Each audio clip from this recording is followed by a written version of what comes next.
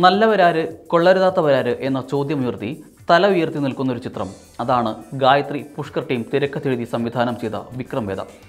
മുത്തശ്ശി കഥകളിൽ നാം കണ്ടും കേട്ടുമറിഞ്ഞ അതേ വിക്രമാദിത്യൻ കഥയല്ല വിക്രം വേദയിലേത്. പക്ഷേ കഥ പറയുന്നതിലും അവതരിപ്പിച്ചിരിക്കുന്നതിലും ആ മുത്തശ്ശി കഥയെ തന്നെയാണ് ഇരട്ട സംവിധായകർ കൂട്ടുപിടിച്ചിരിക്കുന്നത്. പ്രേക്ഷകരുടെ മനസ്സിൽ നേരത്തെ പ്രതിഷ്ഠിക്കപ്പെട്ട വിക്രമാദിത്യ മഹാരാജാവിൻ്റെയും വേതാളത്തിൻ്റെയും രൂപത്തിനു പകരം സ്ക്രീനിൽ കാണാനാവുക യഥാക്രമം ഒരു എൻകൗണ്ടർ സ്പെഷ്യലിസ്റ്റിനെയും അയാൾ തേടുന്ന വേദ എന്ന അധോലോക നായകനെയുമാണ്. വിക്രം എന്ന പോലീസ് ഓഫീസറോട് വേദ ചോദിക്കുന്ന ചില ചോദ്യങ്ങൾ, അതിലെ ശരിതെറ്റുകൾ തേടി വിക്രം പറയുന്ന ഉത്തരങ്ങൾ എന്ന രീതിയിലാണ് ചിത്രം ഒരുക്കിയിരിക്കുന്നത്. അതുകൊണ്ട് തന്നെ പതിവ് പോലീസ് കഥകളിലെ കള്ളനും പോലീസും കളിയല്ല വിക്രം വേദയിലേത്. വ്യത്യസ്തത വരുത്താനുള്ള സംവിധായകരുടെ ശ്രമം യഥാർത്ഥ വിക്രമാദിത്യ കഥകളെ കൂട്ടുപിടിച്ചാണെങ്കിലും സാലഭഞ്ചികളെയൊന്നും ചിത്രത്തിൽ കാണാനാവില്ല. പകരമുള്ളത് കട്ടച്ചോരയുടെയും ചീറിപ്പായുന്ന വെടിയുണ്ടകളുടെയും ഗന്ധമാണ്. സാധാരണയായി ഗ്യാങ്സ്റ്റർ ചിത്രമെന്ന് കേട്ടാൽ ഒരു നന്മ നിറഞ്ഞ നായകൻ, അയാൾക്ക് പിറകെ കുറേ വില്ലന്മാർ എന്നിങ്ങനെയൊക്കെയായിരിക്കും ആദ്യം ഓർമ്മ വരിക.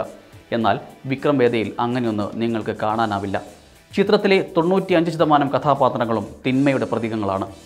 വിക്രമായി മാധവൻ മാസ് പ്രകടനം കാഴ്ചവെച്ചപ്പോൾ ക്ലാസ് പ്രകടനമായിരുന്നു വിജയ് സേതുപതി വേദയിലൂടെ പുറത്തെടുത്തത്.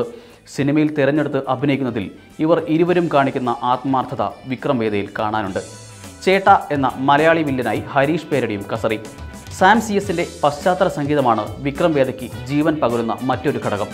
വേതാളം ഓരോ കഥ പറയുമ്പോഴും അതിലെ ശരിതെറ്റുകൾ വേർതിരിക്കാൻ പ്രേക്ഷകനെയും പ്രേരിപ്പിക്കുന്നിടത്താണ് വിക്രം വേദ എന്ന ചിത്രം വ്യത്യസ്തമാകുന്നതും വിജയിക്കുന്നതും. ചുരുക്കത്തിൽ ഒരു യഥാർത്ഥ സിനിമാ പ്രേമി തീർച്ചയായും കണ്ടിരിക്കേണ്ട ചിത്രമാണ് വിക്രം വേദ. അടുത്തയാഴ്ച മറ്റൊരു ചിത്രത്തിൻ്റെ വിശേഷങ്ങളുമായി വീണ്ടും കാണാം.